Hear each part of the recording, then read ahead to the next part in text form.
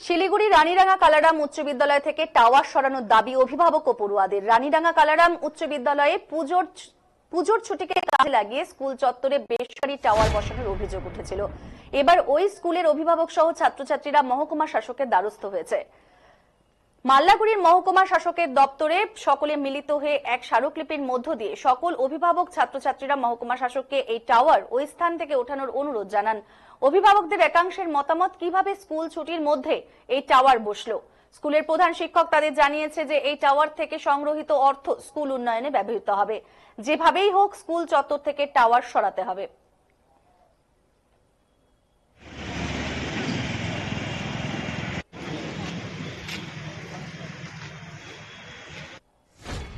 ये बोलूंगी कि बच्चे लोग को जो टावर बैठा है वहाँ पर पढ़ने लिखने के लिए वहाँ वापसता हो रहा है, ठीक है।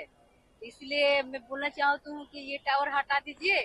वहाँ पर बच्चों को बहुत अच्छा होगा पढ़ने लिखने में, चाहे हर एथी में। आज टावर बैठा है, कल किसी और चीज का एथी था तो कैसा लगेगा। सबका तो बच्चा, कोई तो सब लोग तो यहाँ पर गरीब है अमीर है सब है ना, तो गरीब लोग का बच्चा कहाँ जाएगा।